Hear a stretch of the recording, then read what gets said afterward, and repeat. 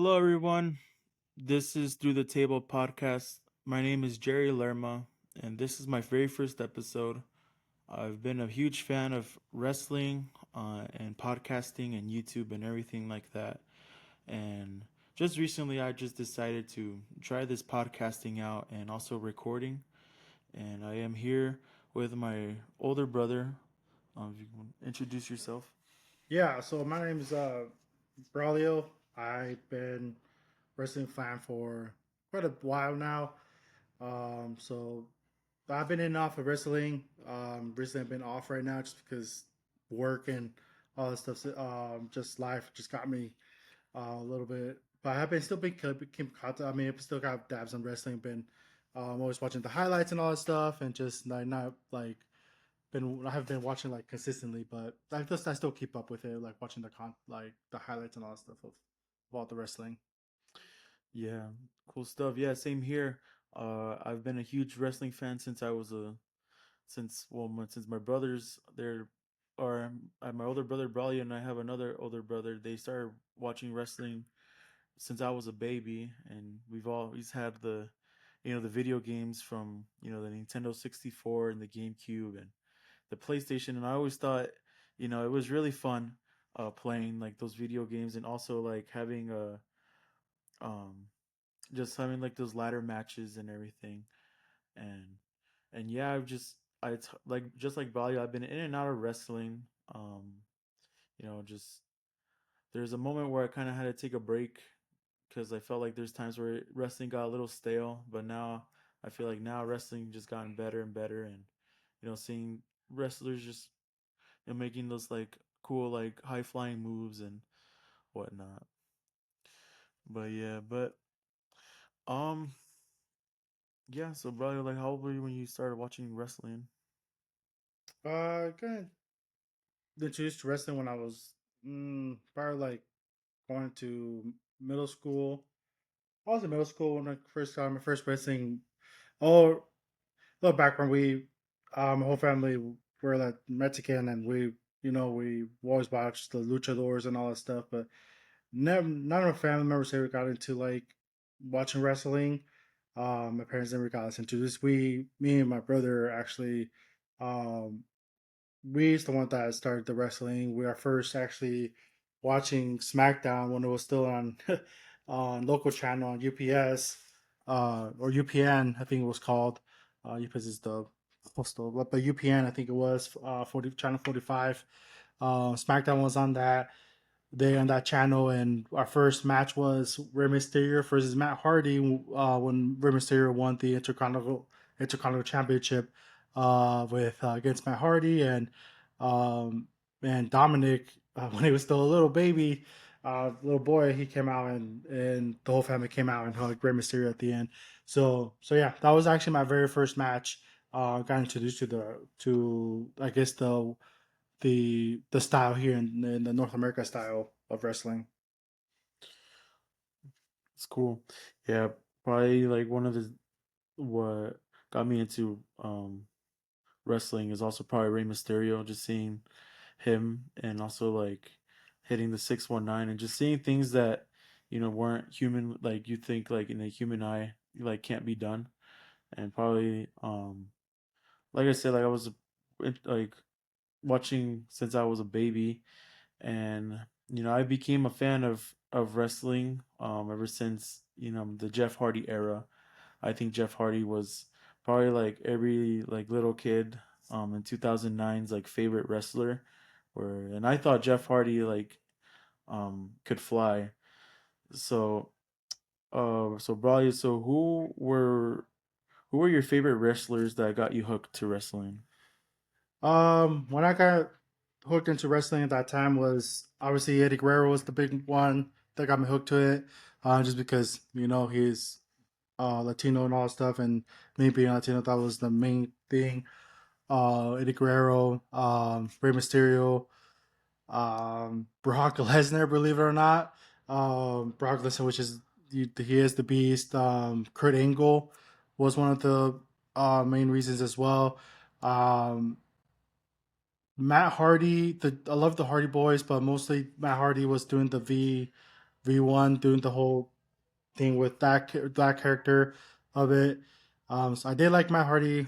Jeff Hardy came out a little bit afterwards, but Matt Hardy, since he's the older brother, I'm the oldest, I kind of liked him as well. So those are kind of the wrestlers that I got into. I like Kurt Angle a lot. A lot of the segments he did um, with Eddie Guerrero was a really good match. And Eddie Guerrero himself was just he was just an icon when he first got the news that he passed away. That was heartbreaking when he passed away. But I think Eddie Guerrero, Kurt Angle, Brock Lesnar, and Rey Mysterio were the ones that got me into wrestling. I would say Eddie Guerrero as well has got me into wrestling, even though I was like 4 years old when he passed away. But I just remember growing up, you and our other brother, you guys always talked about Eddie Guerrero, and Eddie Guerrero being in those older video games that we played um was always one of my favorite characters to choose. Um, so any favorite matches that you had since, like, it could be from that you started watching wrestling to now. Any matches that stood out to you that you're like, man, like I can watch this over and over. Believe it or not, my one of my favorite matches was a local match and it was on SmackDown. That's between the rivalry between Kurt Angle and Brock Lesnar. Just because I was really on introducing to got into wrestling really like around that time, and I really both characters, both not character, but both wrestlers, Brock Lesnar and Kurt Angle. I was really invested in that storyline. I think it was like I think there was a match one every week for 3 weeks. I think it was, and I think it was best out of two matches was the decide the winner. I can't remember what was the first two matches. I know one had each, and then the very final match was the Iron Man match. It was the hour Iron Man match, and for putting that in, looking back now and putting that match on a like an actual like local channel was kind of like intense, I guess. But that was a very well done match, I thought, and and that really did stood out to me a lot, just because it wasn't an hour Iron match, and both men did very good, I think. So that one really stuck out to me until this day. I still think about it. I'm probably, I know a lot of people don't probably forgot or don't even talk about that match, but I thought that match was, um, for me, it stuck out just because I was getting early on, getting into wrestling with that. Obviously, the big match that stuck out to me still is Brock Lesnar versus Eddie Guerrero. When Eddie Guerrero won um, the WWE Championship belt. Um, and I guess let's put one for around our time now, like fast forward recent. Um, I guess one of my favorite matches this time it should be. Ooh, that's it's rough because it's been a while since I'm kind of going back and forth to wrestling. Um, the one that stood out to me is this any wrestling Yeah, match? any wrestling match. That is tough. That's kind of hard. Just pick one from all of them. Um, uh, let's see. Or if you have more than one, you can feel free to say Yeah, I one just none of the because matches kind of come to mind. That's it's kind of tricky. It's just like anything with Undertaker was really good matches. Anything Undertaker did with, especially with Shawn Michaels and Undertaker, that was a really good match. Uh, Triple H versus the Undertaker was a really good. There's a lot of good matches, but it's just kind of hard to stick with just one match there. Recently, John Moxley and the hardcore match when Moxley took that big old bump in the back with was it with Kenny Omega or? with the spikes when he took the Oh spike. yeah. Oh Yeah, shoot, I can't remember his name. that guy's just intense. But anything what Brian Daniel does too was, or Brian Danielson Brian Danielson. at Yeah. this time. So anything that he did too was anything good. But yeah, anything I think it's just kind of hard to pick one in general. But I think anything that the Undertaker, because Undertaker was is also one of my favorite wrestlers. I have so many favorite wrestlers, but Undertaker, anything that the Undertaker did was also like just I just loved the Undertaker in general. So everything he did with when not recently his last with Roman Reigns or anything like that, but anything in the back and he did John Cena thing with Cody Rhodes. His last one was pretty good Mhm. too. Just this recent Recent SummerSlam, one, yeah, yeah, it I was thought really that good. was good.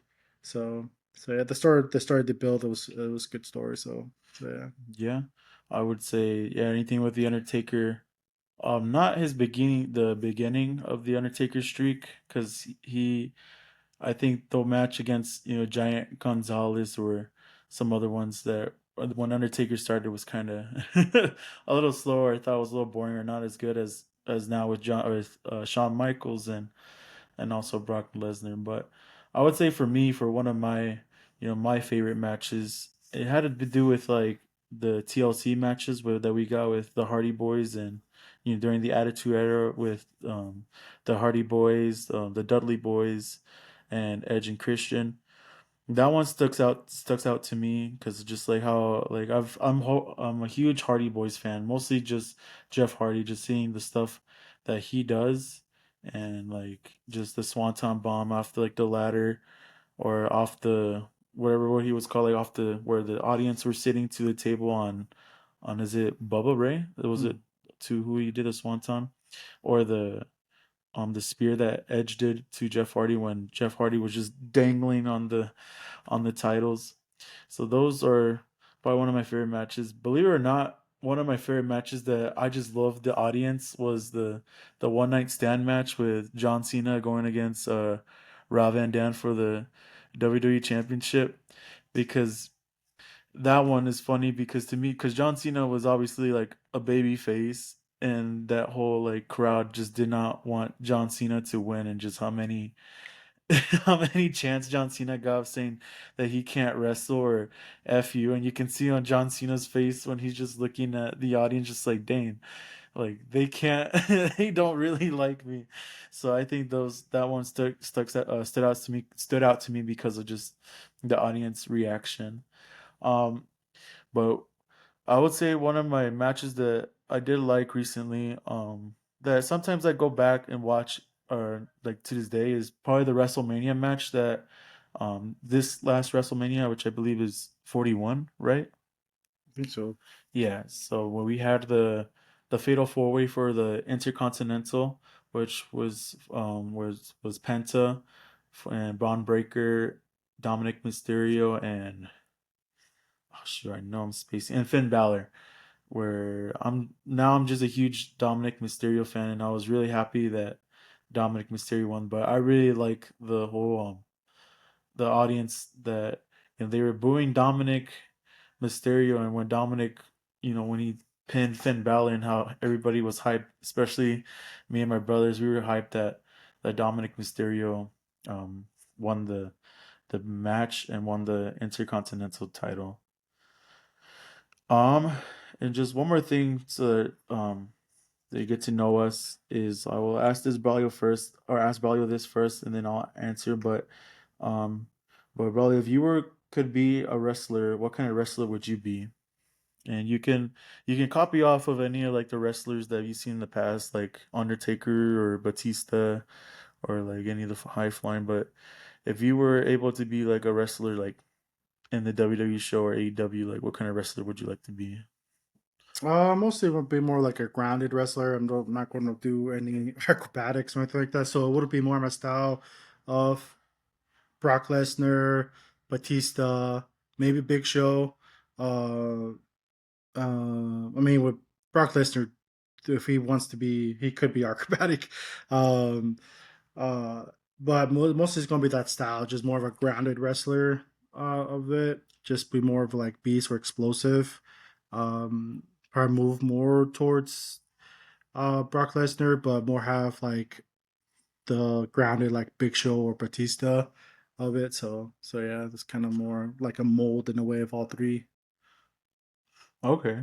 So would you have like any flying moves? Like sometimes I know some will like jump off like No, the I ground, won't be you more know, grounded, so more it's not gonna grounded. be it's not gonna be more more acrobatic. In fact, I'm not gonna do like the frog splash. You're not gonna see me do the frog. You probably gonna see me more do like the spear, a choke slam, a tombstone, the pedigree, the power driver.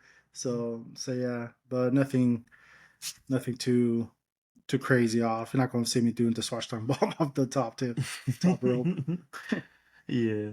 I think I would say the same as a grounded wrestler like Batista, and but I do also like the technical wrestlers of like who's like Brian Danielson. I think he's a really really good technical wrestling where or Eddie Guerrero as well, where like you see him more of like grounded, but when it comes to flying, he'll do like the frog splash.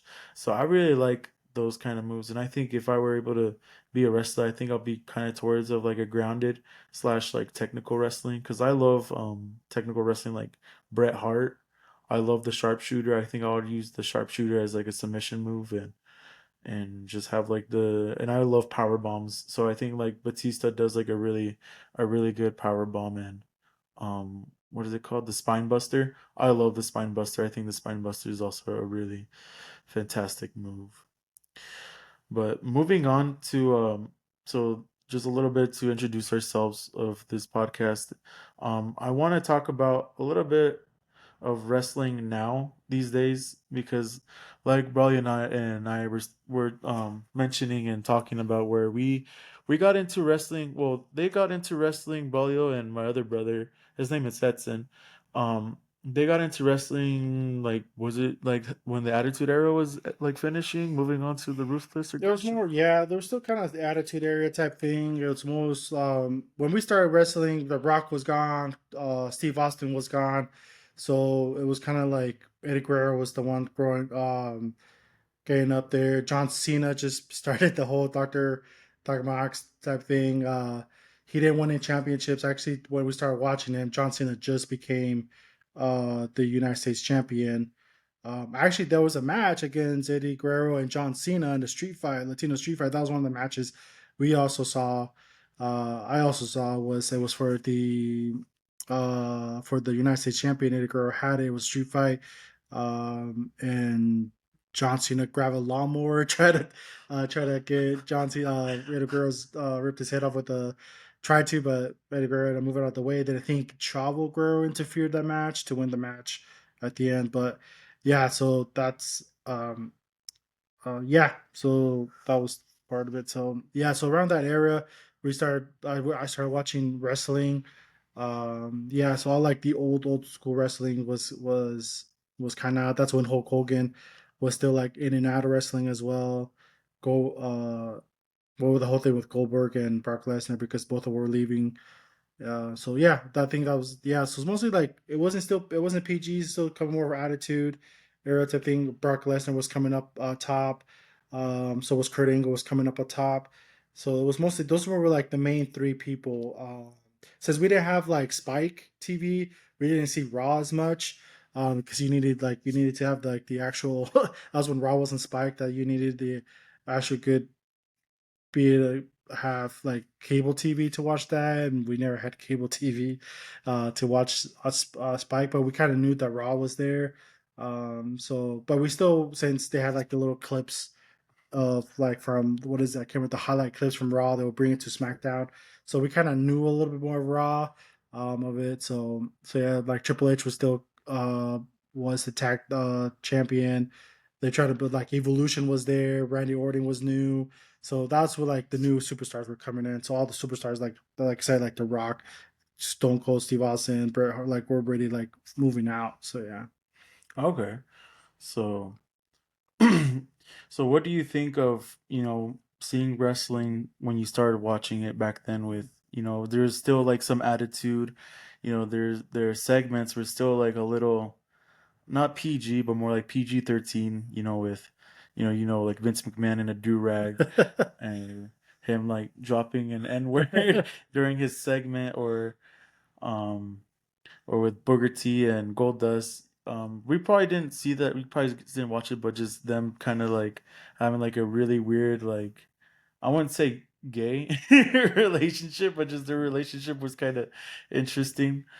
Or but yeah, but what would how do you think like wrestling, like in your opinion, like from the time that you started watching to now, which we are in like the Netflix era, like if I would told you like 10 years ago that WWE is going to be working with TNA and AAA, you probably won't believe me because we know that WWE was always just trying to take out competition. But do you like where WWE or wrestling is heading like now than when you started watching wrestling?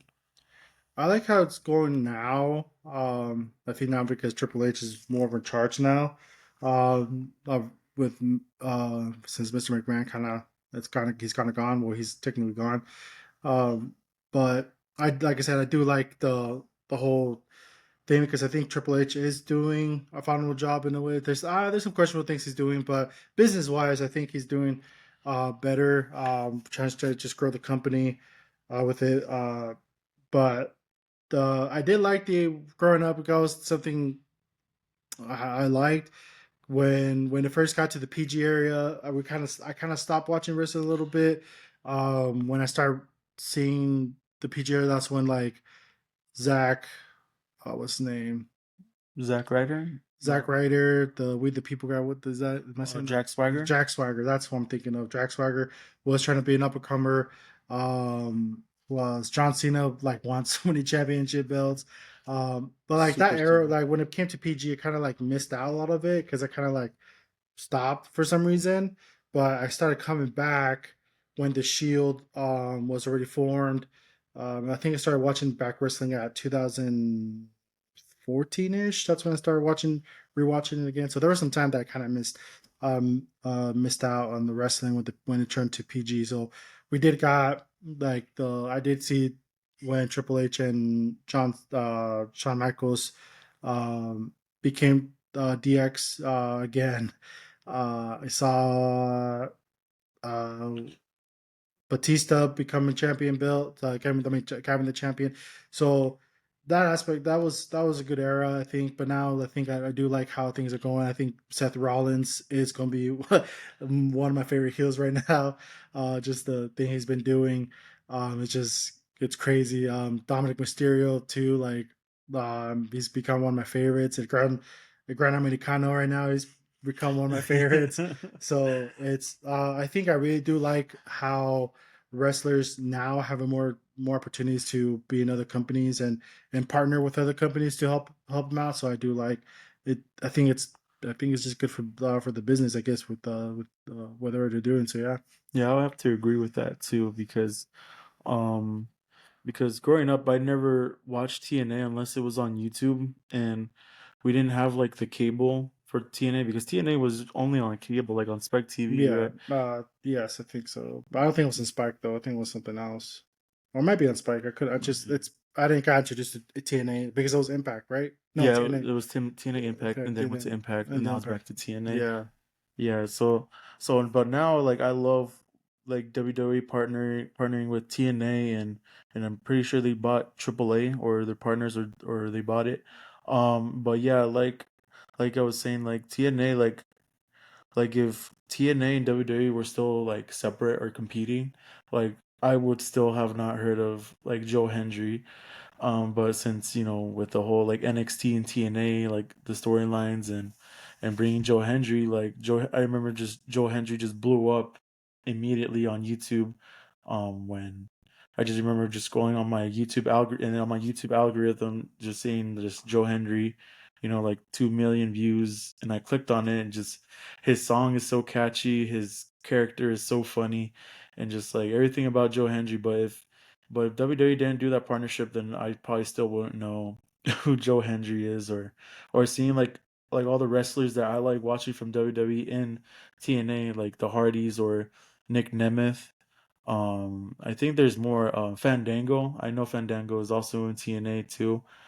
But yeah, but I love where it's going to, and also giving like the style of lucha libre from AAA. Like Bali was saying, we're both Latinos. We have parents that are from Mexico, and growing up seeing like lucha libre like on Telemundo or we were huge fans of Lucha Underground. Now giving more opportunities to see to for WWE to show everybody like around the world of AAA, and having them see like there's some new wrestlers that on AAA that I didn't recognize, and some old and some ones that I've seen a while ago, like Psycho Clown is one of them, El Messias, and also Penta. But I know Penta is also or is part of WWE. But I do enjoy this partnership and where WWE is going now, and also with being on Netflix. Like what do you think WWE on Netflix? Like do you think that's like cool? Like do you like that? Yeah, I don't mind being on Netflix. I think it's the best move just to get more eyes the on wrestling. So I don't think that's a big deal with it. Like right now, that I think I don't know where SmackDown's at. It's been kind of out of the loop with SmackDown. I've just been seeing on YouTube with my YouTube highlights of it. So I think it's on USA Network. So I don't have any, everything streaming, and to get those channels, I can't see SmackDown just because I don't have access to watch it. But I think being on Netflix it's good just so we can have more eyes on the wrestling for people that like it. So and it's easier for the streaming services. So yeah. Yeah, I have to agree. You pretty much just said everything that I was thinking. Just having more eyes on wrestling and having more eyes on like new up and coming wrestlers, and just having and just pushing newer talent and younger talent as well. All right, let's talk about some of the storylines that are happening now. So today is August 17th. So yesterday, me or Braulio and I saw Triple Mania, but I kind of want to talk about, since this is a new podcast and we won't start we won't talk about the storylines like how it started or whatnot, but we'll start off from SummerSlam. That I think SummerSlam was 2 months ago, or not 2 months ago, 2 weeks ago or a week ago. But what are your thoughts on SummerSlam, this last SummerSlam?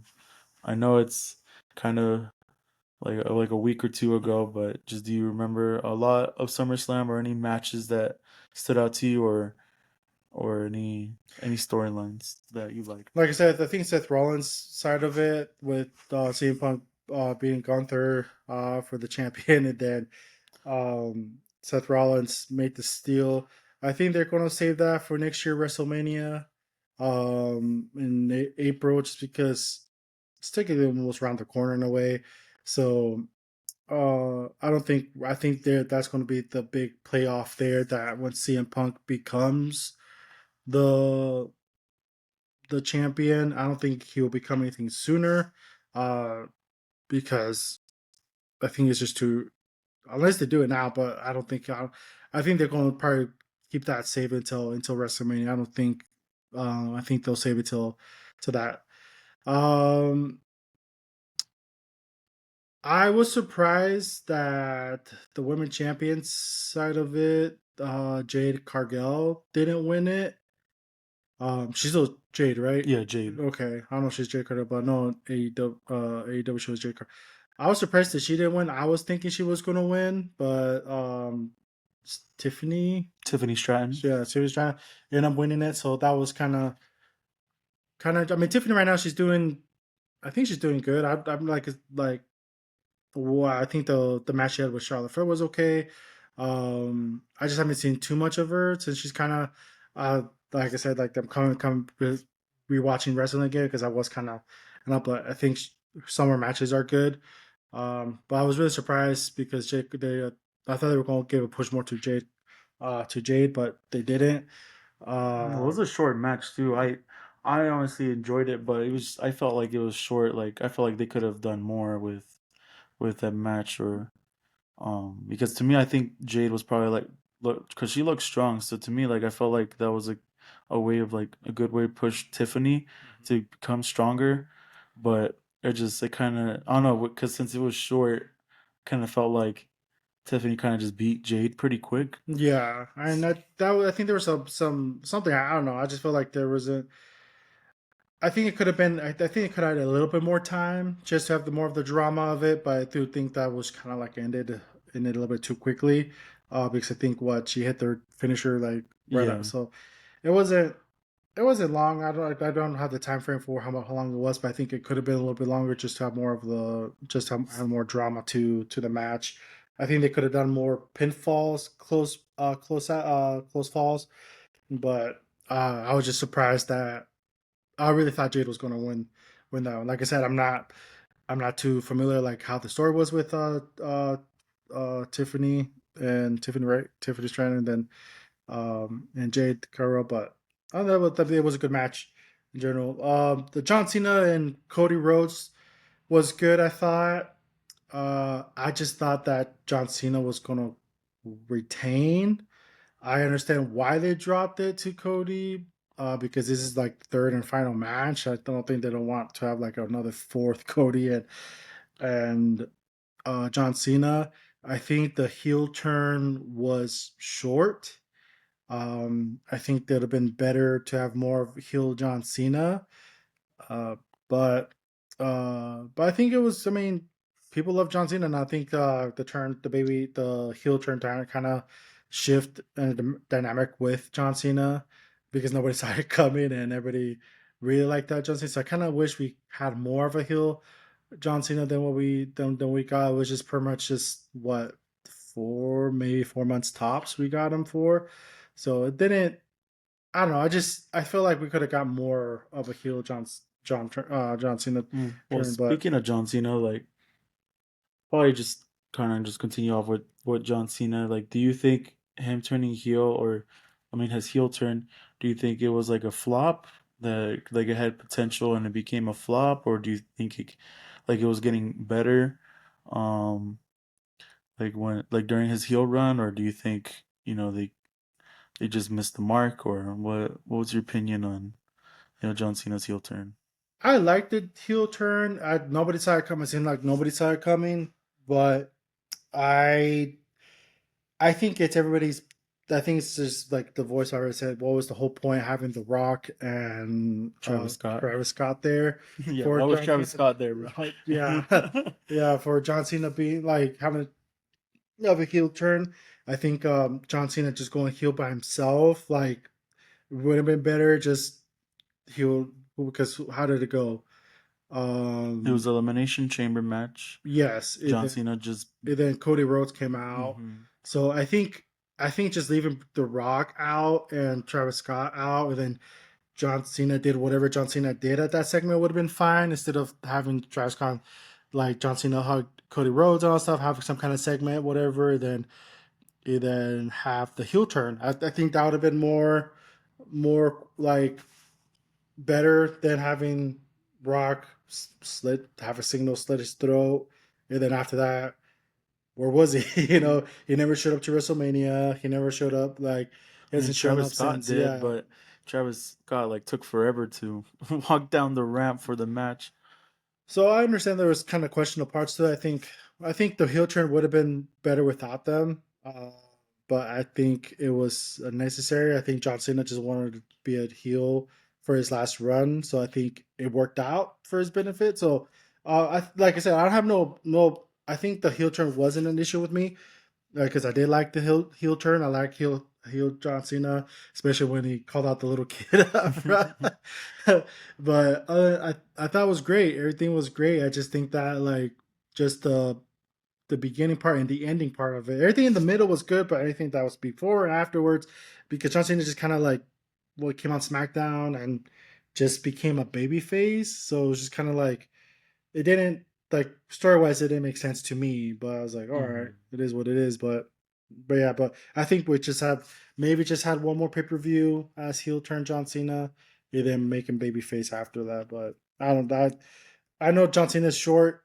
I think he has what till the end of the year probably until the next Royal Rumble starts. So yeah, Yeah, but I can't remember the top of my head, and I forgot the notes on how many more matches or PLEs he has left, and also what is it like appearing on Raw or SmackDown he has left. But I would have to say like I did also enjoy um John Cena turning heel. that was something unexpected because when we heard that, or when he announced that it was going to be his last year, and people were saying like, "Yo, he's going to turn heel, he's going to turn here," but even myself, I was like, "No, like I don't think he's going to turn here. I think it's just going to be like 1 year of just him just pushing new and younger talent." But after that Elimination Chamber match, I was watching it at Edson's house, and when that heel turn happened, I just remember calling Brawley. I'm like, "Bro, John Cena just turned heel," and I thought it was like the coolest thing ever. We were gonna see, like, in my opinion, I thought we were gonna see like not like the Doctor of Thugonomics, but I thought we were gonna kind of see it that comeback of just John Cena just dissing people, or something even cooler than that, because I know John Cena was supposed to turn heel at one of his matches against The Rock at one of the WrestleManias. I can't remember which one, but yeah, him turning heel was probably pretty cool. I did like when he was with The Rock, because I know The Rock is, I think he's part owner of WWE's with TKO, if I'm not mistaken. So like maybe they could have just used The Rock as like, yeah, the final boss, of have John Cena just have like doing like a phone call with The Rock, or kind of make like The Rock being like behind the stuff while John Cena's out on in the matches or cutting promos. But having Travis Scott there, like the celebrity heel, like I wasn't really a huge fan of it. Even in WrestleMania, him just taking his sweet time coming down the ramp. I believe it was like 6 minutes, and like seeing the comments of, bro, like 6 minutes, John Cena and Cody Rhodes could have just been could have been like doing more finishers or something. But I think a better choice instead of Travis Scott, in my opinion, if you want to push like younger talent, I would say would be like Logan Paul. I think Logan Paul, instead of Travis Scott having like, the celebrity heel, because I think Logan Paul could. I know he's pretty big, but I think having like the being having like a push being with The Rock and John Cena would probably make more sense, because I did like when it was John Cena teaming up with Logan Paul against Jey Uso and Cody Rhodes, and when they cut the promo, like it kind of felt like they flew, like the chemistry flew together pretty nice. It was like flowing, and everything they did together was pretty nice. Like I think Logan Paul, like if instead of Travis Scott, I'm pretty sure Logan Paul would have been a better choice than Travis Scott.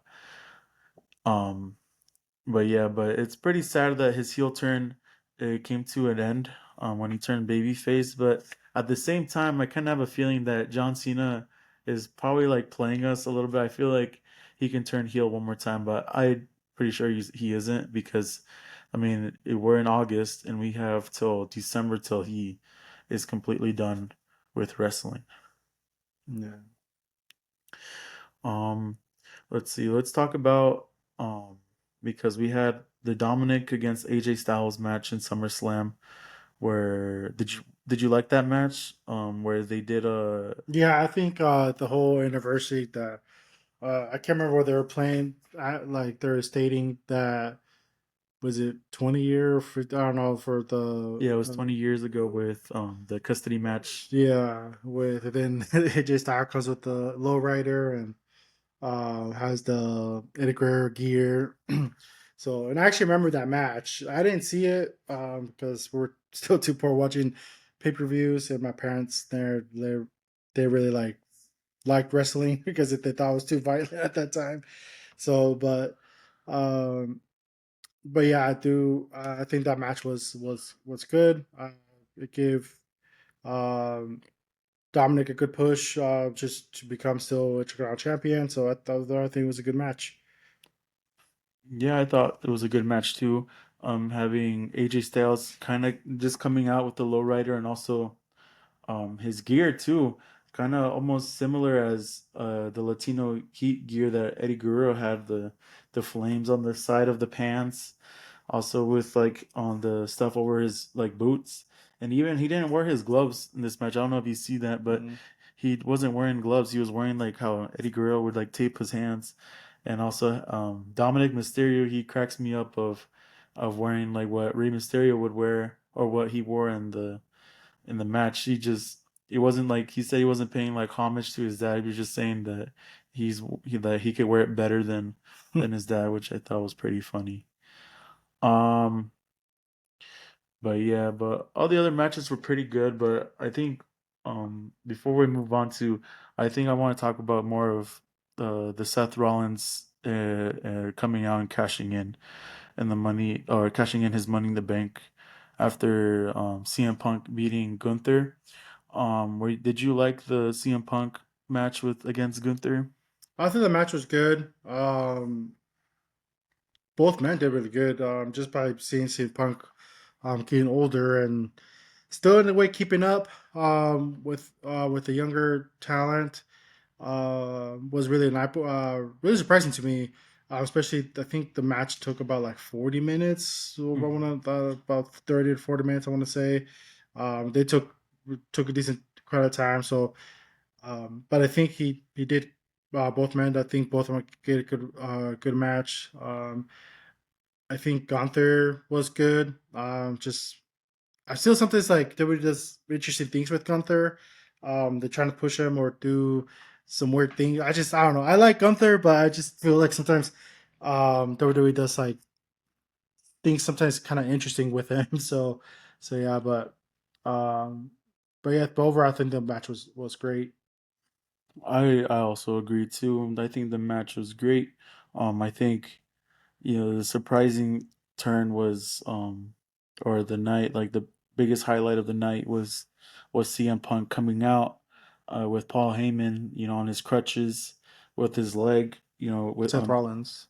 yeah, that's what I said. No. Oh, I thought you said Sam Punk. Sorry. If I did say CM Punk, my bad. I meant to say Seth Rollins.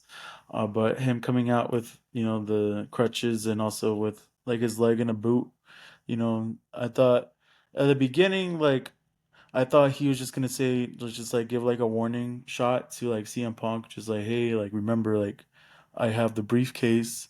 But that was a really cool turn of him just turning around, looking like he was gonna go walk back to the back, and now he just threw his crutches down and then turns around, takes off his boot, and just runs down and cashes in the money in the bank, which I think was probably like the coolest and dopest thing of like I would agree with other people being that was like the biggest highlight of the night of seeing Seth Rollins cash in his money in the bank and CM Punk losing, because like I do enjoy the rivalry between Seth Rollins and CM Punk because because I know kayfabe is there, and I know like wrestling like story wise or like hate can sometimes be fake, but at the same time, seeing CM Punk and Seth Rollins, like I can't tell if they like each other or if they like hate each other, because when CM Punk came back at War Games,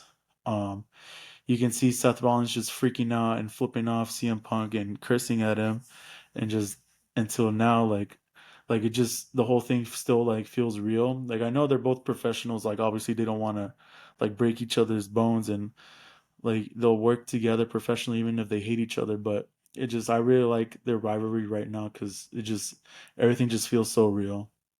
Um, but yeah, but your thoughts on Seth Rollins cashing in the Money in the Bank? That was great. Like I said, that I think it was really surprising of the night. Like I said, everybody kind of played along that was injured, and then catching in. So I think it really got everybody by surprise, and everybody. Then Seth Rollins is where he's at right now. So yeah. Yeah, it's true. All right, then we'll just move on after SummerSlam. Is there any storylines that from this last week to this week before Triple Mania that kind of stood out to you? Because the one that stuck out to me right now is the whole Becky Lynch and Nikki Bella. Were you able to Now they watch get them? next to no, I didn't have time to watch it, but I heard. I think I saw I think she made. I saw the highlight where she made a comment about John Cena. So everybody kind of like popped out for that one. So Yeah, yeah. so that one's pretty good. That kind of hyped me up were for Nikki Bella because I don't know, just that whole thing of just the roast was pretty cool. Just just her mentioning where Nikki Bella just coming out and trying to like confront Becky of cheating, and her telling or Becky saying that don't. or Becky calling Becky, or sorry, Nikki calling Becky fake, and also her husband Seth Rollins fake, and Becky saying that we're not fake, and don't talk to my husband about that. We're the hottest couple in WWE, and her just saying like that. Speaking of the hottest couple, that would have been you and everybody just like whoa. He's like you can't see him now, and just everybody freaking out.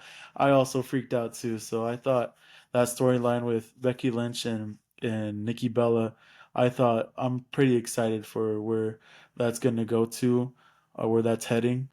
Um, I think another storyline, but feel free to jump in if there's like a storyline that you enjoy watching recently.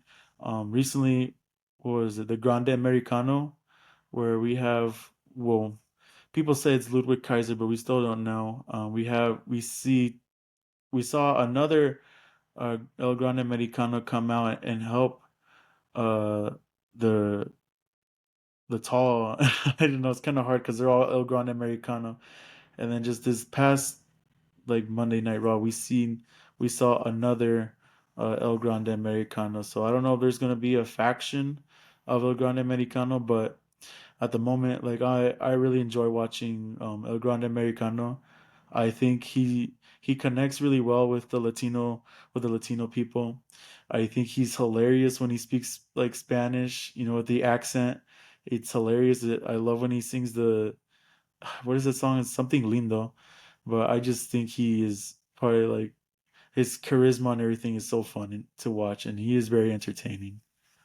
Um, I don't know. Is there any storylines that you've been watching now or these past few weeks that or caught your eye or you're excited for?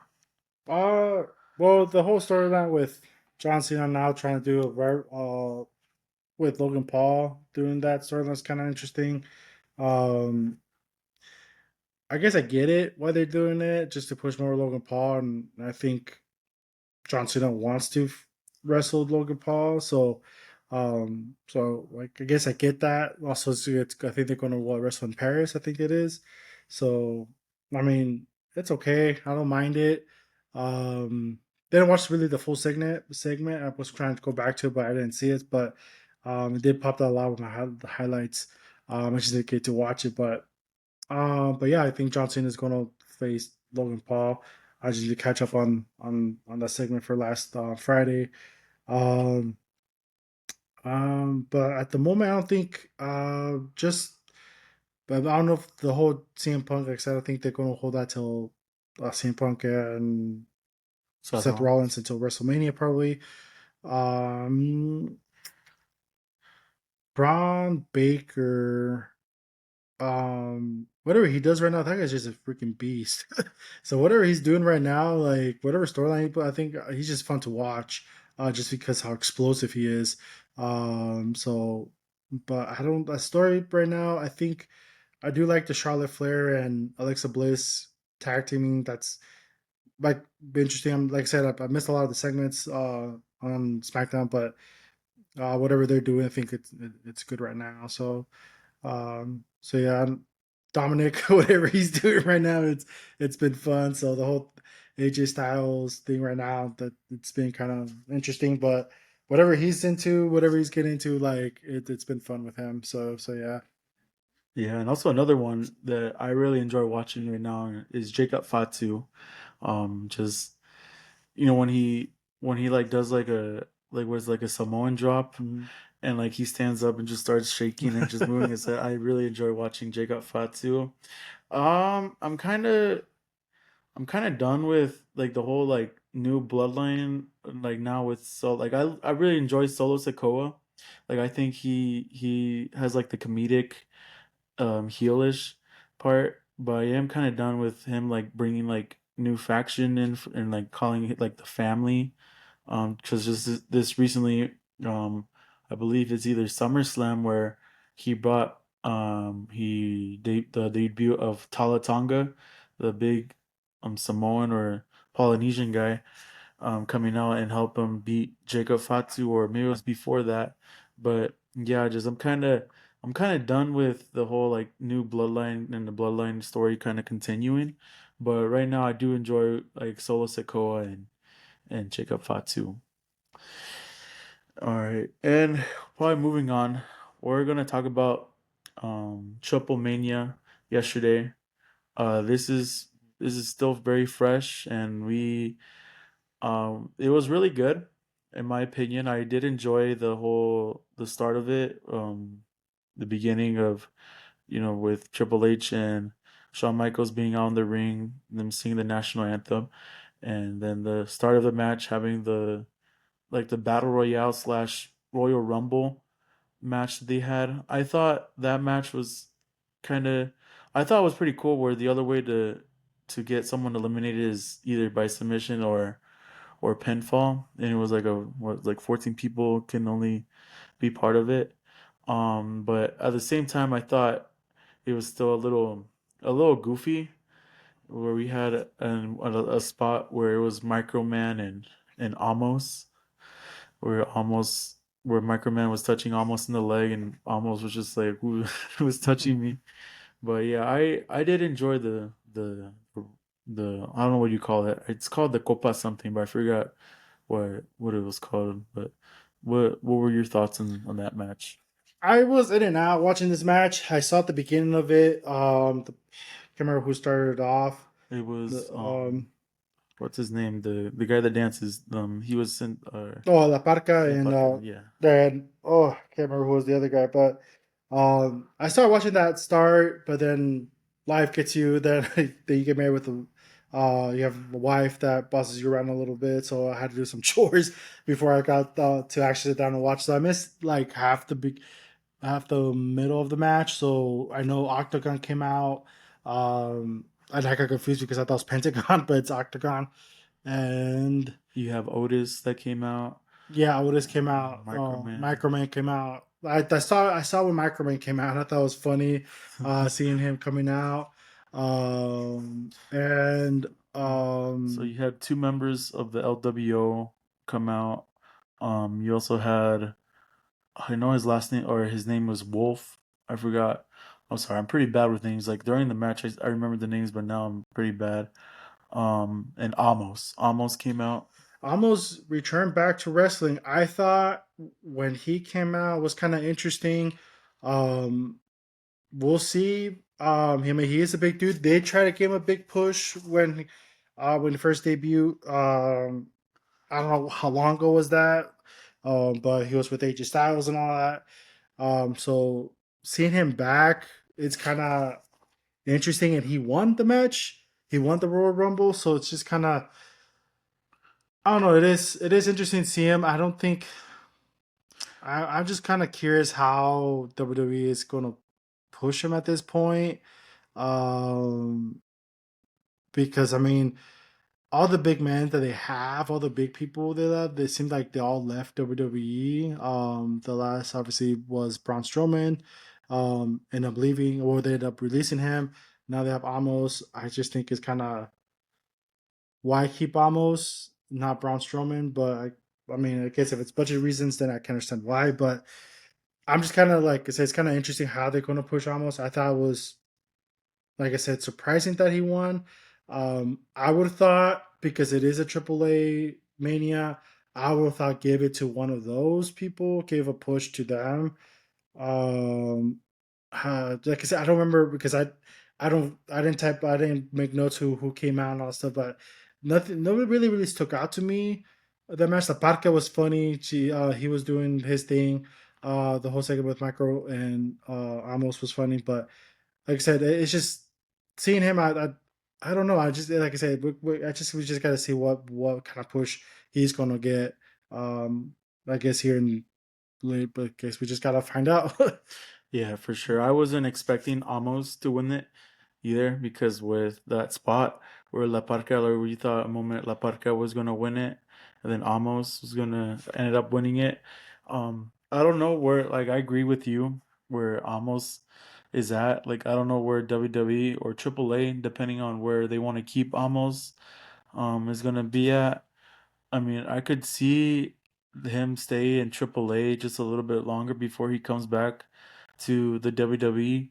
I stopped watching wrestling when, or just for a bit, because I was in an area where I couldn't watch But what would wrestling. they keep Triple almost in AAA though? Like he doesn't really bring my from my point of view, like my scene, he doesn't really bring big attention. He's not like a big name to bring. I mean, at least I don't know how AAA, but if you want ICC, I don't think Amos would be the right Yeah, person I mean to that is go that route. true.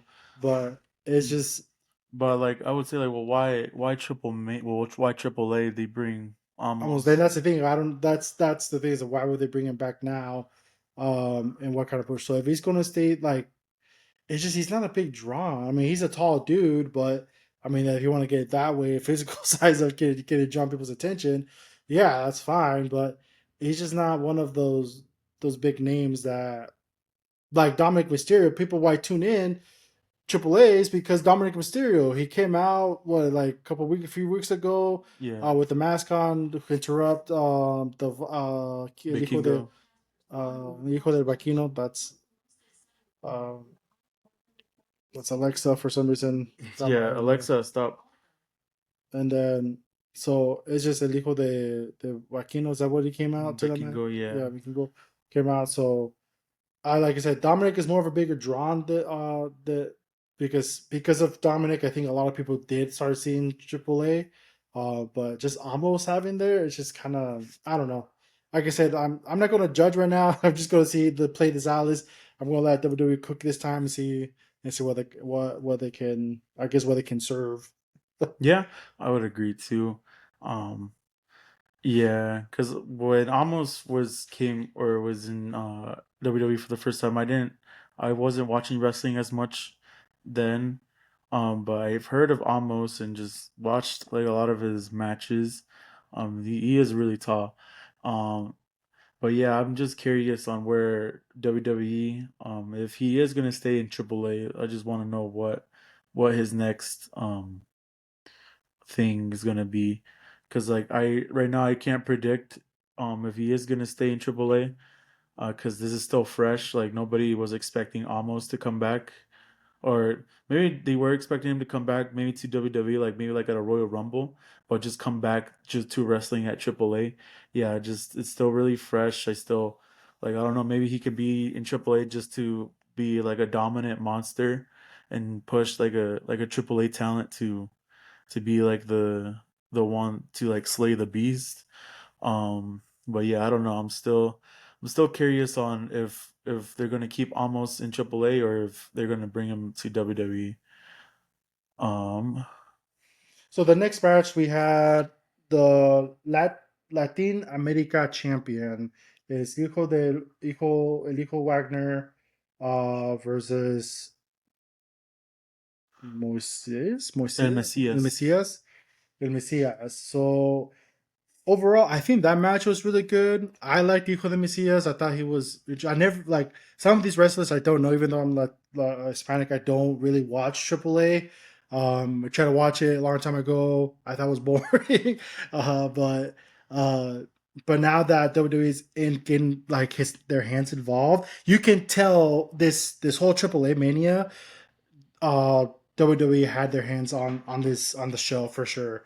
And I think not that I say the AAA didn't have good matches. I think it's just you can tell it the shift that like a lot of the influences that that WWE is bringing to AAA, which is not a bad thing. I think if they want to bring more viewers in, especially if they want to bring more of the northern side of it, I think that's the one of the best route to go because it was dramatic. The match, even though I didn't know these two guys very well, El Mesias and El Hijo de Wagner, I didn't like. I don't know them to be honest. I don't know who they are. Um, but seeing this match, I think it did bring. I liked El Mesias. I thought he was great. I'm not trying to be like, oh, I like the big boys here, but I think Hijo de Wagner did a really good job. It had the drama. I don't know the dad very well, so him getting involved in all that stuff. Um, got uh, they just got they had really good story, and I think me not seeing AAA as much, and then me seeing this for the first time, I think it very well. Like the Royal match, the Royal Rumble or the Battle Royale type thing, you're familiar with it. Someone, 15 people show up, whatever, can throw top row, you can have a winner. But these people like having this like a match that I have never seen AAA like match before like this. It was, I think it is going to bring a lot of viewers in, and it really got me hooked. So I was really impressed with the match for sure. Yeah. I have to say I agree. Um, I don't know because they did some really good spots. Just the like you said, like AAA, I wasn't really watching it as much, so I wasn't really like understanding like the whole drama and storyline. Because you know was it his father that came out and Hmm. like helped?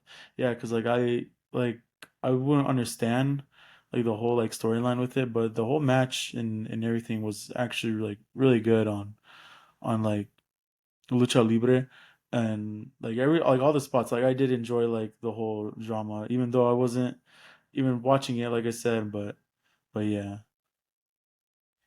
And then Equal 101, he's the new champion, American champion. So that's good on him. We had a segment later on with Dominic with the Judgment Day, talking about the for the main event. Rey Mysterio comes out. Uh, Dominic just being Dominic, just uh talking crap about his dad. So I mean, it just you can't hate on Dominic No, like you can't. you can't. So it's just fun to watch. So whatever, I'm always tuning up what he does. So he's just funny. So yeah. And then after the segment, you have the mixed tag team, the 3 versus 3 tag team match. You have Lola Vice, Nino Murguesa, and Mr. Iguana versus the Judgment Day. You had Finn Balor, uh, Jake, I think his name is, and I can't remember his last name, and Raquel Rodriguez. No, it's Finn Balor, JD No, McDonough and JD. yeah JD and I thought it was Raquel. Jake.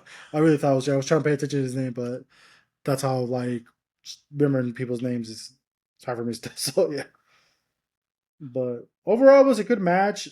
We had a couple things happening there. We had the protein shake from JD to getting his protein in. We had Nina Murguesa getting his his burgers in. And we had the debut of what did JBO call him? Demonico. Dominico. We had the debut for Dominico versus the La La Yesca. Yesca. So yeah, I thought the match was good. Um, Again, I think it was the Judgment one, which is okay, I guess. I think they're trying to get more. I'm just kind of interested in how that's going to go. I didn't expect to like all the AAA people winning, but it's just kind of so Raquel ended up pinning Lola Vice from interference from Mr. Juana's champion campaign tag team partner. I don't know what's her name, but she ended up hitting Lola Vice, and then Raquel picked up the win from that. Uh, but all these people I didn't see. I know Mr. Iguana, he was getting popular. Mr. Iguana is getting popular. So I kind of knew Mr. Iguana. Mr. Nino Murguesa was new to me. So seeing him Yeah, was what kind a of name. funny. JPL was just being funny when he comes out, when he did the dive off the middle rope. JPL was like, oh, the humanity. so so I think Nino Murguesa he's my favorite one of he's gonna be my favorite wrestler in AAA for sure. Just eating the las hamburguesas in the ring. So, but other than that, I think the comedic there was fun. They balanced it um into acrobatic. It was really fast paced. From anything that Finn Balor does, it's just fun to him to watch. Because he's just he's just I think he's a very underrated wrestler, to be honest, and I think he could have done a lot more. But I think he just does good whatever he's put into. So yeah. Yeah, I have to agree. Well, out of five, like, what would you rate the match out of five? I'll probably give it like a 4. Yeah, 4. A four. Yeah.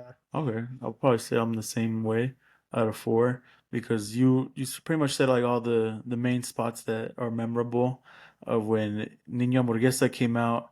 and JD Vance, when he was running the ropes and trying to push Nina Morgesa, but Nina Morgesa wouldn't budge. She was basically like a brick wall Yeah. to JD McDonough, and also the whole hot tag when Nina Morgesa came out. And dude, my boy, like even being that big, he can move. Even He yeah. can move like that with that one spot where I can't remember who was in the corner. Either it was I think it was both JD and Finn Balor, and then Raquel was on the other corner, where Lola Vice, where they were like both in the middle, and then they ran and I don't know if you were able to see where Nina Morgesa did like the cannonball. Mm. I thought that was pretty sweet. But yeah, the whole match was fun to watch. Nina Morgesa kind of reminds me of like Kevin Owens. Yeah, you think so? And But I think he's bigger Mexican than Kevin bigger Owens. than Kevin Owens. So, he is bigger than Kevin Owens, but I think it just reminds me of Mexican Kevin Owens. So, so Yeah. yeah. Yeah, but his character is pretty cool. Like I enjoyed Nino Morgesa, the him coming out with burgers and sharing a burger with Finn Balor and just knocking him out. I thought that whole thing was fun and Lola Vice too. Like seeing her match or her wrestle was pretty cool. I do enjoy the spinning kick that she does. Kind of reminds me a lot of like Street Fighter moves that she does. But yeah, but everything else, the whole Nino or the Demonico, I thought that was hilarious. A funny spot. Kind of reminds me of when Santino did the Cobra against the La Yesca. I thought that was pretty fun. And then just it just like I said, like I still didn't know like the whole storyline. I heard it's like a really weird love triangle because I guess Lola Vice has a crush on Mr. Iguana, and Mr. Iguana in AAA is a mixed tag team champion with I can't remember what's her name, but I guess it was her that hit Lola Vice on accident, and then Roxanne Perez helped Raquel win the match. But but overall, I think it was a fun match to watch and a pretty good one. Yeah, it was really like a relief after the champion belt, after the champion, the Latin America champion. I think it was really a relief after that. But I thought it was a good match. I really enjoyed it. Now the next we had another champion. It was the street fight, the triple A tag team champion. It was Psycho Clown and Pagano, Yeah, Pagano. Pagano, and versus Los Garza. Um, I think the match was very well. I think this would have been honestly just because how the main event ended. I want to say this is my match of the night, um, because it had everything that I expected in a wrestling match. It had the drama, the near falls, um, the good versus evil. So the because you had the Las Garzas that they're think they're better than the Psycho Clowns because they live in a good rich environment, whatever. And I think it that kind of joined the storyline of it was good. I just think there was good spots. The barbed wire candlesticks was new to me, so that. I was kind of hoping they'll use it, but I don't know if they were scared. I don't know if they did it get No, they used. they They used used it it. like Okay, once or twice, but that was about it. that was okay. So I wasn't sure if they used it more, but I think it could have been used more. Have more of that, uh, because I think that's the way of Panago and Cyclocon. They were more introduced that they are hardcore people. So I was kind of hoping to see more of that. But it was mostly more. I want to say like this like WWE style of it, like tables, letters, and matches. They didn't go like too hardcore. I don't know like what's their contract or anything like that about being a little bit more hardcore than normal. But yeah, but I think overall, I think this was the match of the night for me. We had a couple table spots. Um, we had that. Yeah, we had the whole Psycho Clown thing, ripping his mask off. I think that was cool. Like the announcers say he's peeling off his face, and you see all the like the pink of the mask just do the muscles of the face and stuff like that. So I think I think the match was good. Then the win was they wrapped around Psycho no Pango and Panago wrapped around the barbed wire rope to Berto. I think so. Berto his name is, and and then Psycho Clown did his, I don't know what's his finisher, but he ended up. I mean, that's the match. So, but overall, I think I had good drama. A very close near falls. I thought the other guys were going to win it, but it really pulled me in. I was really invested, even though I didn't see the story. That's the thing about what I liked about this is that I didn't know. Like I was still like not paying attention to the storylines because I'm like took a break from wrestling, but just seeing this match, just like the drama, just seeing like the characters of it. Like I don't know Psycho Clown very well. I don't know Panago very well. I don't know those goddesses very well, but this really did a really good job to draw me in. I was like, I had to remember I was taking notes, so I was like, so it. I mean, this was a very good match. I would agree too. It was an excellent match. I wasn't like I really like Pagano and Psycho Clown because they do look like they bring the hardcore in the matches. But I was like still I was not expecting them to win because like Arsa I believe they won the championships on Wolves Collide, which was during the Money in the Bank. So I thought they were gonna still have like the WWE guys still run the tag belts in AAA, but and overall, I was still happy for them winning because I'm pretty sure they'll probably push Psycho Clown and Pagano. Maybe we'll see them more in WWE having maybe like a titles match, like a title versus title match. I don't know, probably one like Psycho Clown and Pagano in the future. Maybe they can go against like the Street Profits or the Motor City Machine Guns for the titles, but we don't know. But overall, it was a really good match. The table spots were pretty dope. Where what was it? I think it was they were trying to do where they were going to put someone through. I think it was either Pagano through the ladder or Psycho Clown through the ladder, and Pagano just came and speared both of them to the table. I really liked that spot a lot. But yeah, and all the near falls, like I was very drawn into to this match. I would say it was a good match. Well, out of five, what would you give that match? Well, it was my top night of the match. I want to say I want to give it a 5 out of 5, just because it was my top match of the night. Just because it had the drama, it had the near falls. It just I was so invested, and it's great. Like I said, I don't know. That's the reason I'm giving it a 5 out of 5, just because I haven't seen wrestling in a while, and just like having someone that hasn't seen wrestling, maybe have someone hasn't and see this match, or they can understand why maybe people like wrestling, but it's just that just being invested in it. I think, like I said, I don't know the goddesses very well. I don't know Psycho Clown very well. I don't know Pagano very well. But just like seeing that match in general, it was just top tier match for me. Yeah, I would agree.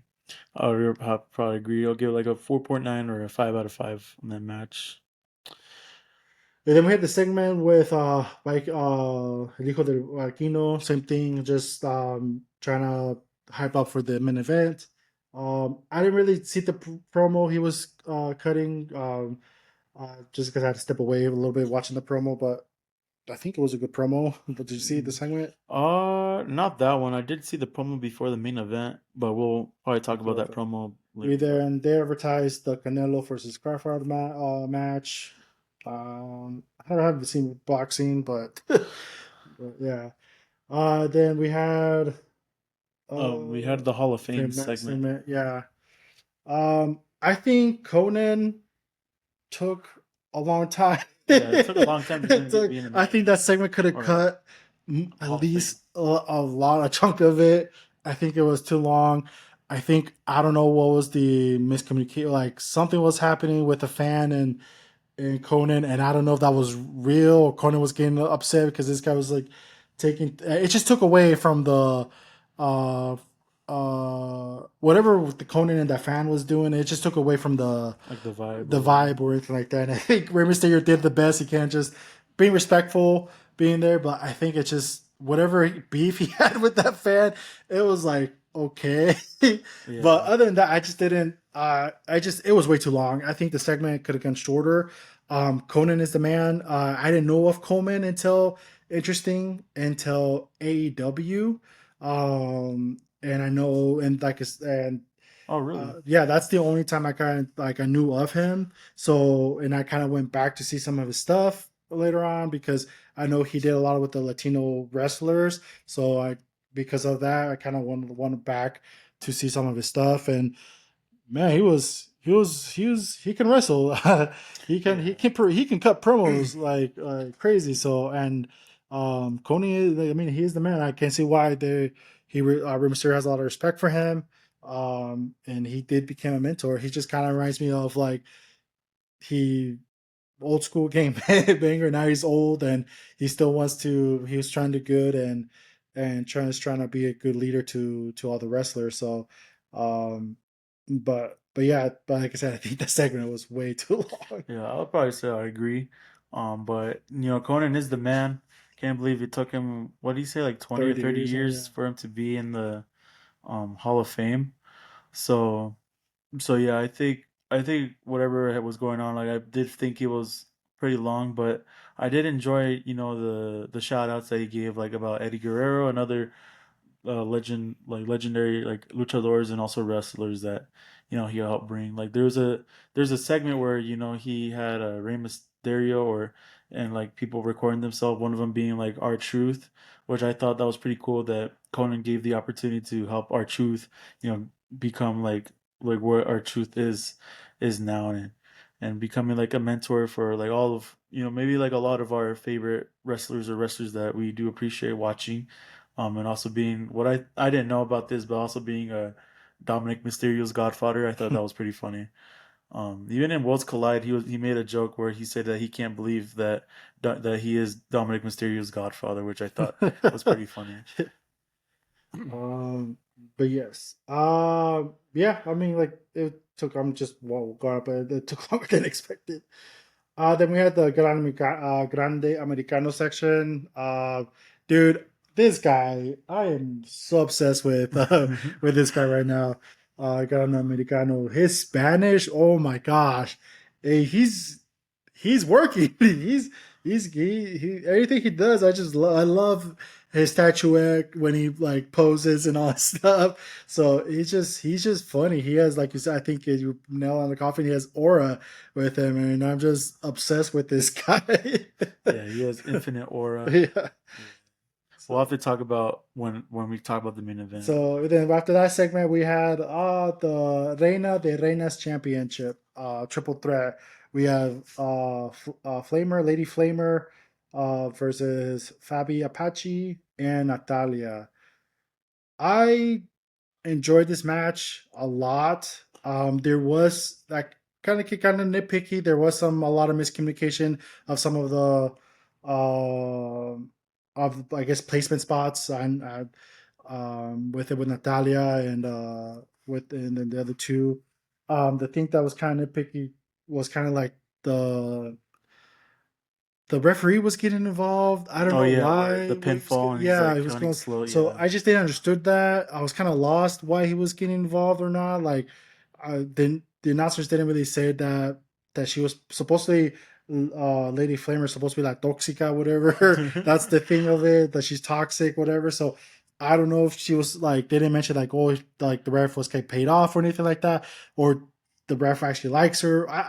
It was just kind of like that. Just kind of took me off. It was just like it's just a little nitpicky. Like I said, it just kind of like, and he would do that once in a while in the matches. So it's kind of like that's what's kind of not turned off by the match, but it was kind of just like just questioning some things. I'm like, well, okay, what's going on here? So that just kind of took me. Yeah, it just took me off a little bit of the match of that. Just the referee getting involved. Of it, just nobody. I think it wasn't really good explained why he was getting involved. Mhm. And like I said, this is just someone took a break, coming back, or first time watching wrestling. I think they just been better why he was getting involved, because they didn't say that at all. Why they were getting involved? Why he was getting involved? Um, to be honest, the wrestler that I got impressed by is Natalia in this match. I think she did a really good job with the wrestler. I really don't like a lot of her stuff. I think she can be a good wrestler. She could be a good technical wrestler, but a lot of her matches I really don't like Natalia in. But this one, she really I'm well, like making me a fan of her. I think she did a really like she really stood out. She really stood out in that match. So and I don't know if she was just trying to be more of a leader in that match or not, but I think I just give her props to Natalia. I think she did. I think she was out of the three girls, out of the three women. Sorry, out of the three women, she's the one that popped out for me. I had more. I think after that match, I had more respect for her after that. So because, like I said, lost a lot of her stuff, a lot of her wrestlings. I just think she was just sloppy. I just don't like. But this one, I'm like, she. It seems like she grew as a wrestler in this match. So yeah. I would have to say the same. Like I did enjoy. There's like the referee spot where he was counting slow. Like maybe that's probably like another story that maybe we didn't because we're not really a regular like AAA watchers. Probably that's like another thing that we probably didn't really quite understand of like what we're like maybe missing. But I did like everything. Like the double sharpshooter by Natalia was really great. The whole like all the matches and everything. But yeah, I'll probably give the match like a I'll say like a 4 out of 5 maybe, or like maybe like a 3.8 out of 5. But it was I still enjoyed watching the match.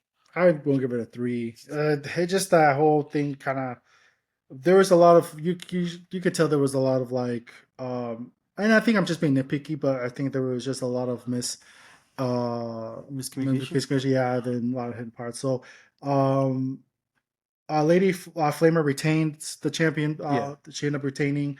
I just think the ending was weak of the match, just because it was a roll up, a quick roll up, and then there was like a spot that at the end that Fabi put her foot on the rope, and I thought they were going to break it off, but I don't know if because it cut off to the camera that she put her foot on the rope, so I thought the ref was going to do something about it, or they're just going to. But like again, nobody mentioned anything about that. Then after that, Natalia and Fabi got into it. Like Natalia was trying to shake her hand, and then Fabi just kind of like, "Oh, you're talking crap," and then they started Yeah, hitting. So pushing. Yeah. I'm like, what happened here? So I was like, what?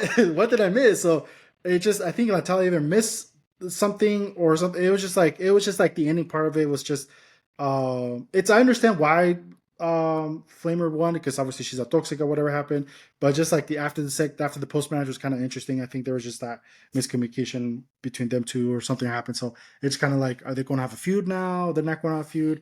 So that was just the only thing. Like I said, it's just very nitpicky. It's maybe, but like I said, it just didn't. It's just the way how the camera like took the like was viewed when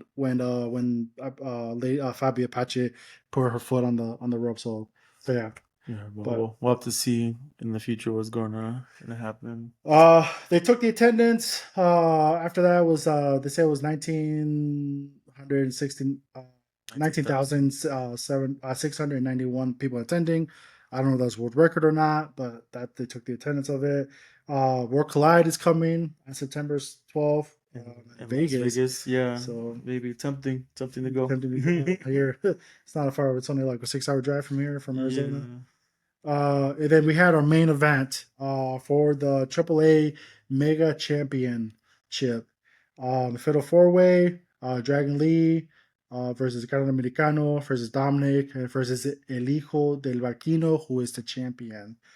Um, Well, we gotta talk about the promo. What did you see the promo? the promo package was good. I think, and that's what I think. I also think that's where the WWE got involved because a lot of the promo segments before the match, the highlights, whatever, just to get to it. Oh, I hype me for for every little match. Hype me up for all the matches. Um, and I think this one really hyped me up for the matches. I think the video package. I think everybody did. I think it was really well. The video package was very well done. So I would say so as well. I would think the video package was excellent. Everybody having their what they say. El Grande Americano, he keeps surprising me with his Spanish. It's just him like saying the everything correctly in Spanish. Like I'm a huge fan of El Grande Americano, and I was very excited to where it was gonna head after the promo. Um, so yes, I was the promo really hyped me up for the match. Yeah. Either Gran Americano came out first. With the music. I don't know, like the mariachis or something like that, because I don't know if they were going to sing or not. But as soon as he started singing, the music they kind of stopped playing the instrument. Yeah, So I don't know, like, oh, should we stop? Should we keep going? And then like a couple they started walking and they just continue playing. But yeah.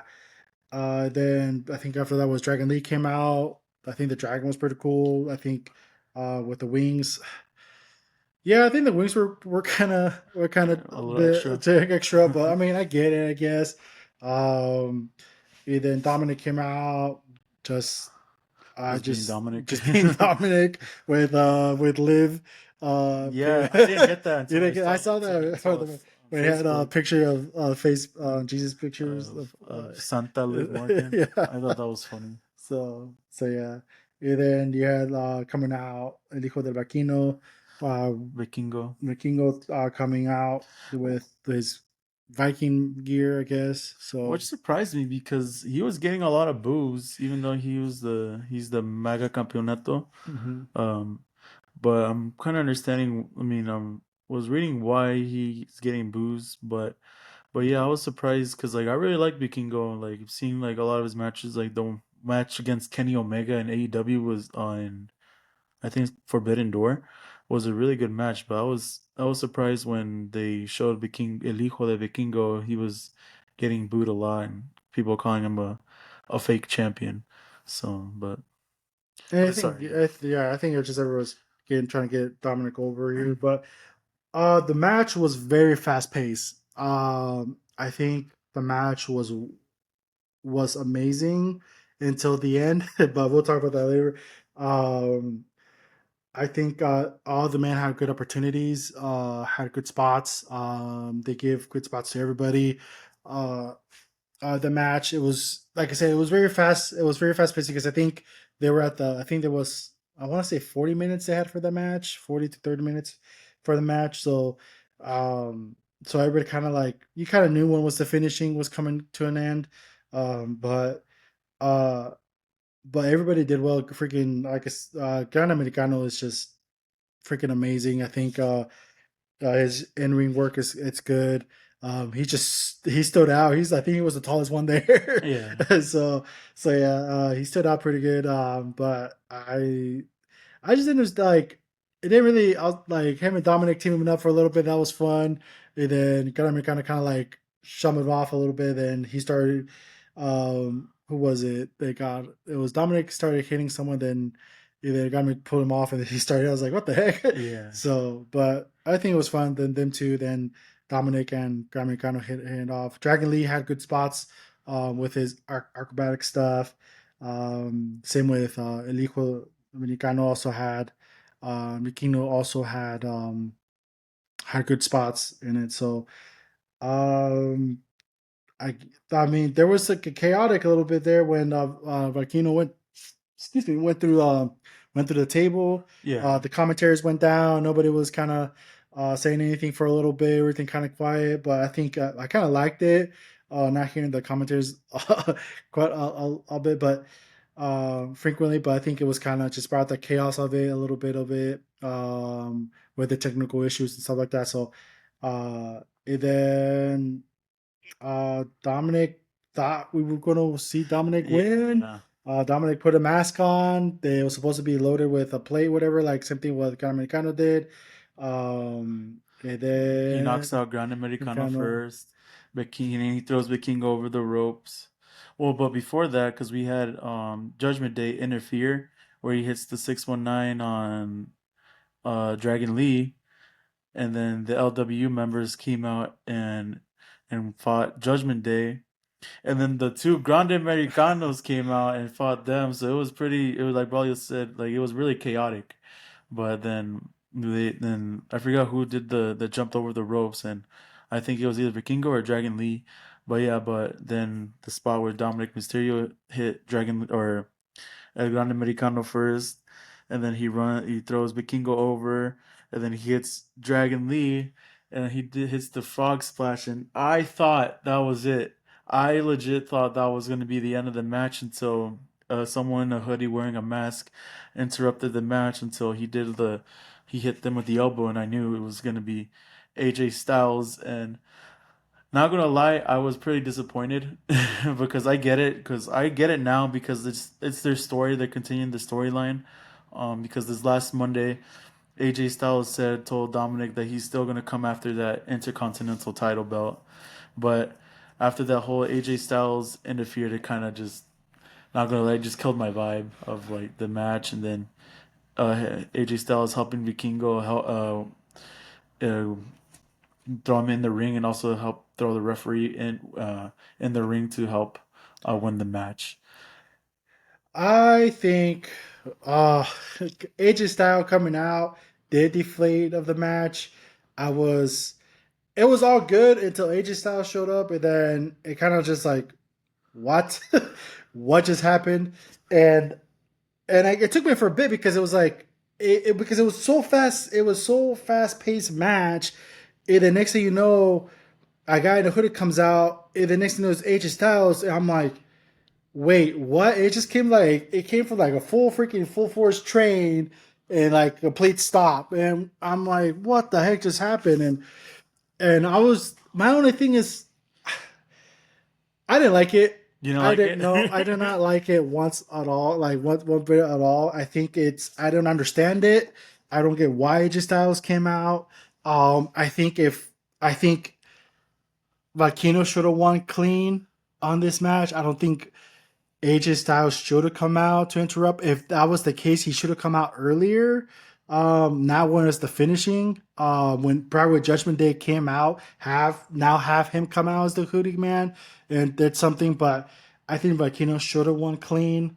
I think in a way he still won, but by help of AJ Styles. But I don't think that's really clean enough. And people already don't like Vakino. They're booing him, so they made it more. So if you're looking for a heel person, I think they're making more of a Kino more of a heel person here.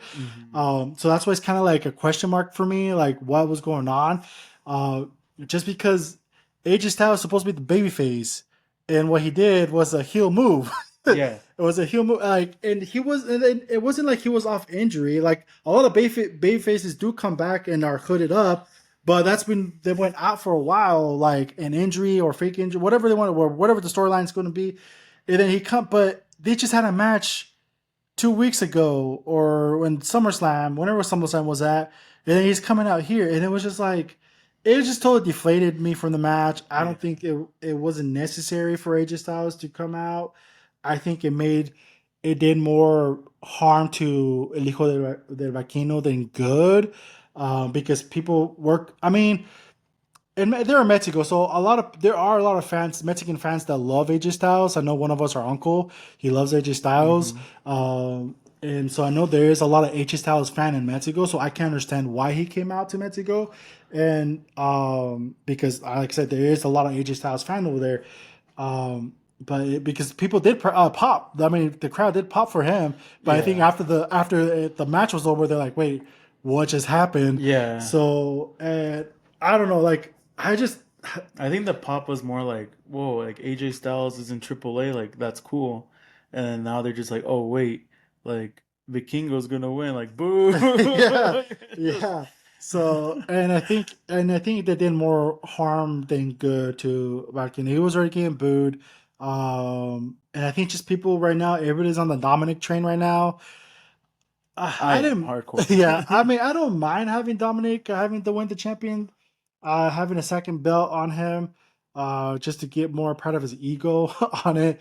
So I don't think that would have been a bad idea going that route. But it's just seeing that I don't know. Then it's just kind of interesting too. AJ Styles versus Dominic 2. It's going to be a second match. So they're going to turn. Is he going to drop the title to AJ Styles there? And if that's so, then what's going to happen? Like, it's just a lot of questions. And obviously, it's just going to take time to cook. We just got, like, obviously, we're overthinking things right now. But this match, like I said, it was very well. I liked it. I liked it a lot. It had a lot of drama. Um, but it's just towards the end, it's just AJ Styles coming out. I don't think I just kind of disagreed on that decision. I think my favorite spot from that match is when El Grande Americano ran to the second. He like jumps off the second rope. He like did like like a twist, and like did you see that? Like, and he got Hmm. like Dragon Lee. Like I thought that was like the sickest like Yeah. move. But overall, like the match was really good.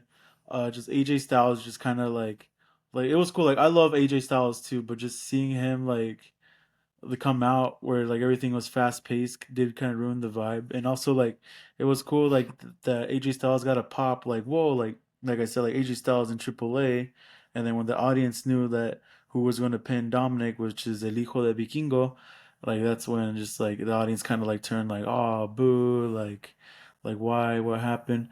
But I'll give that match like a probably like a 4 to 5. Like the match was good, but just the ending was just eh, like very like anticlimactic, I would say, in my Uh, opinion. I'm giving it a 1. I'm just Yeah. kidding. No, no, I'll give it a 4 as well for the match. I think 4 out of 5. Just because of the ending, I didn't like the ending. I mean, people might like it or not, but I like AJ Styles. I really do. I'm not a hater towards AJ Styles. I just think that decision making of it coming in towards the. I didn't mind him if he came part like in the middle of the match, but not Yeah. actually causing the ending of the match. Yeah. So I think that's where everybody's kind of upset as well. It's just he caused Dominic the match. So in I mean, it's probably to fuel more of the fuel for the next match they're going to have probably in Paris. I don't know if that's where they're going to probably have that match. Most likely, it's going to be in Paris. Um, but but yeah, Yeah. Yeah. So moving on, just for our closing of this podcast, I do want to talk about um like after AAA, where we think everything is headed to. So we're probably gonna mostly just talk about like everything that after AAA and like all the matches right now is being booked. So right now the next PLE that we're having, there's Clash in Paris, that is the 31st of August. So I believe that's what, like 2 weeks from now. And Dominic or AJ Styles interfering with Dominic for winning the Mega Campeonato from AAA. I do believe that they're gonna have a rematch at Clash of Paris. If you haven't seen Backlash in Paris, or yeah, with AJ Styles and going against Cody Rhodes, you got to hear the pop that everybody was saying for AJ Styles. Yeah, it's quite a pop.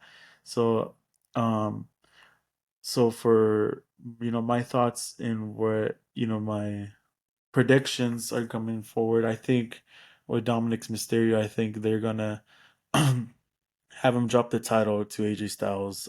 That's my opinion because this is AJ Styles probably like last run in the WWE before he goes to TNA.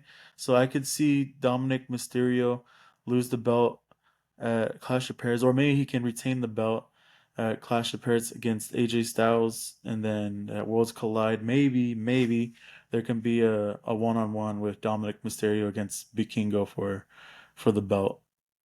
So, but yeah, do you have any predictions on like moving forward with Clash of Paris, or the storylines of everything might be headed to, or because after Clash of Paris, the next PLE is probably like at the AAA, the Worlds Collide events in Vegas. cause I'm coming back, so I'm gonna probably catch up on some wrestling. Probably see definitely this weekend. This week, it's, last Raw and SmackDown. Definitely catch up on that and see where they go. But right now, it's too early for me to predict everything right now. So yeah. Oh, that's true. Well, I think that's about everything. We introduced ourselves and talked about everything that as my first episode.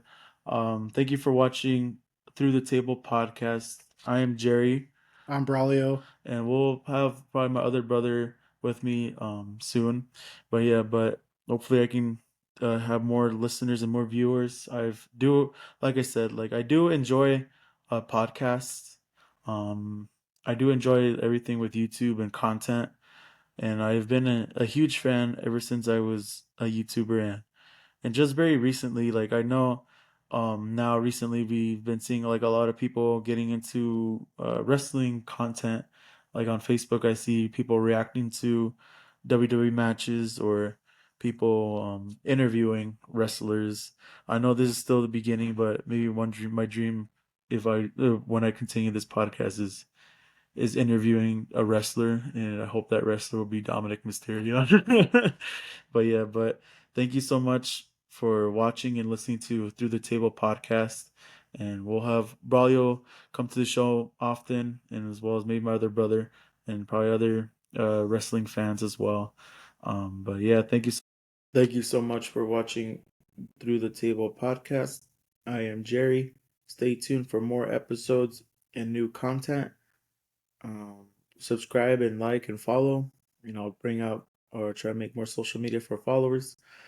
Thank you so much for listening once again, and I hope to keep you guys listening more.